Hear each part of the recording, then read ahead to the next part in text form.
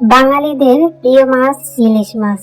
ইলিশ মাছ খেতে কিনা ভালোবাসে বলুন তো? সবাই কিন্তু খেতে ভালোবাসে, কারণ সবার প্রিয় মাছ ইলিশ মাছ। আজকে দুর্দান্ত স্বাদের একটি ইলিশ মাছের রেসিপি আপনাদের সাথে শেয়ার করতে চলে এসেছি। আশা করছি আপনাদের সকলের কাছে ভালো লাগবে এবং সহজও লাগবে। আমার আজকের সহজ রেসিপি আপনাদের সকলের কাছে ভালো লাগলে অবশ্যই বন্ধুদের সাথে শেয়ার করে দিবেন ভিডিওটি। তো কথা না বাড়িয়ে চলে যাচ্ছি মূল রেসিপিতে। তো ইলিশ মাছ রান্না করার জন্য আমি প্রথমে কড়াইটা খুব সুন্দরভাবে গরম করে নিয়েছি। কড়াইটা যখন ভালো মতো গরম হয়ে যাবে তখন এখানে দিয়ে দিব পরিমাণ মতো রান্নার সয়াবিন তেল। তেলটা দিয়ে যখন ভালো মতো গরম করা হয়ে যাবে তখন আমি এখানে দিয়ে দিব কিছু পেঁয়াজ কুচি। আমি বড় সাইজের 4টা পেঁয়াজ কুচি করে নিয়েছি। আপনারা চাইলে আর একটু বেশি করেও কিন্তু নিতে পারেন।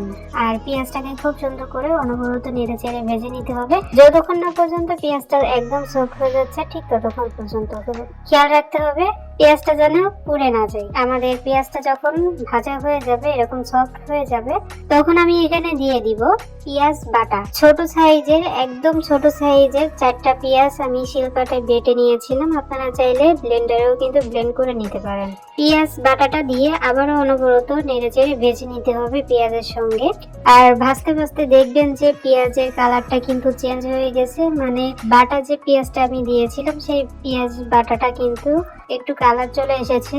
তবে কালার আসুক, তবে যাতে পুড়ে না যায় সেদিকে খেয়াল রেখে আপনাদেরকে মশলাগুলো কিন্তু ভেজে নিতে হবে। তো আমাদের পেঁয়াজগুলো যখন ভাজা হয়ে গেছে তখন আমি এখানে দিয়ে দিব 1 চামচ আছে হলো সাদা সরিষা বাটা।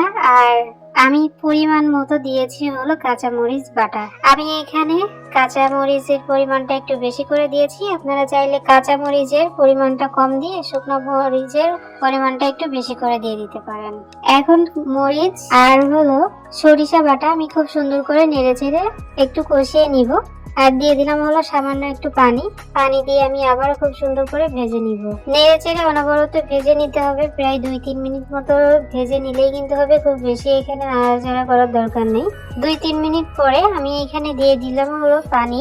এখানে একটু পানি দিয়ে আমি মশলাটাকে খুব সুন্দর করে কষিয়ে নিব। পানি দিয়ে মশলাটাকে খুব সুন্দর করে যখন কষানো হয়ে যাবে তখন আমি এখানে দিয়ে দিব 1/2 চামচ লবণ, দিয়ে দিব 1/2 চামচেরও কম হলুদের গুঁড়া, আর 1/2 চামচেরও কম দিয়ে দিব হলো লাল মরিচের গুঁড়া। লাল মরিচের গুঁড়াটা আমি দিয়েছি হলো শুধুমাত্র কালার আসার জন্য। আপনারা চাইলে এটাকে স্কিপ করে দিতে পারেন, অথবা কাঁচা মরিচের পরিবর্তে শুকনো মরিচের ব্যবহারটাও একটু বেশি করে কিন্তু করে নিতে পারেন এখানে। এখন মশলাটাকে খুব সুন্দর করে নেড়েচেড়ে ভেজে নিতে হবে যতক্ষণ না পর্যন্ত মশলা থেকে তেল ছেড়ে দিচ্ছে, ঠিক ততক্ষণ পর্যন্ত অনবরত নেড়েচেড়ে ভেজে নিতে হবে। আর দেখতে পাচ্ছেন ইতিমধ্যে কিন্তু আমাদের মশলা থেকে তেলটা ছেড়ে দিয়েছে। মশলা থেকে যখন তেল ছেড়ে দিবে তখন আমি এখানে খুব সুন্দর করে নেড়েচেড়ে তারপরে দিয়ে দিব হলো পরিমাণ মতো পানি দিয়ে মশলাটাকে আমি একটু নেড়ে চেড়ে নিব। আমি আমার প্রয়োজন মতো দিচ্ছি, আপনারা আপনাদের প্রয়োজন অনুযায়ী দিবেন, ঠিক আছে? পানির পরিমাণ মতো দেওয়ার পর আমি এখানে বলক তুলে নিব পানিতে।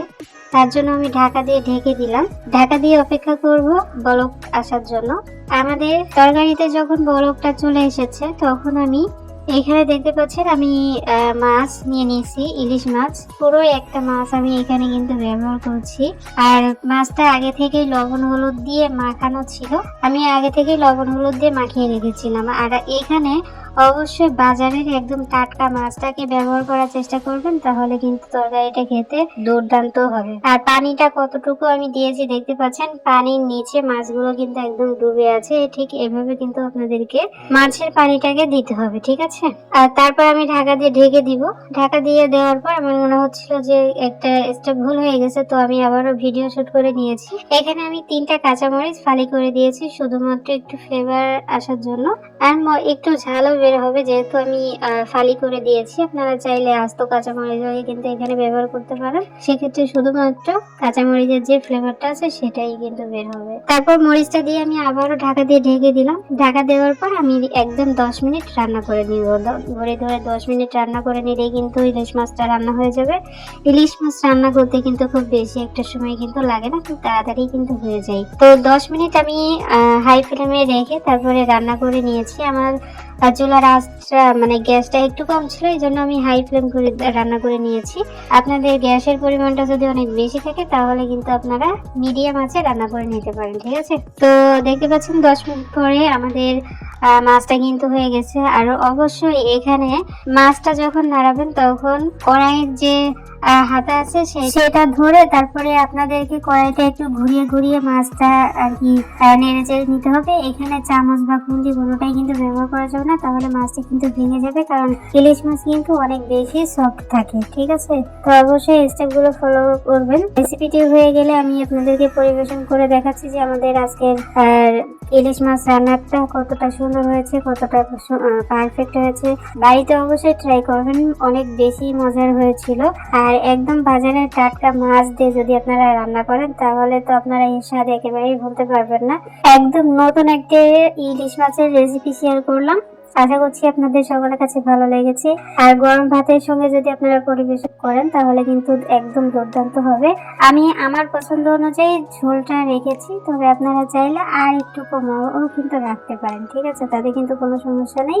তবে আপনারা বাড়িতে অবশ্যই ট্রাই করবেন, দেখবেন যে অনেক বেশি মজা হয় খেতে এভাবে রান্না করলে। আর গরম ভাতের সঙ্গে পরিবেশন করলে তো কোনো কথাই নেই। ফাইনালি আমাদের আজকের রেসিপি এতটুকুই। সবাই ভালো থাকবেন, সুস্থ থাকবেন।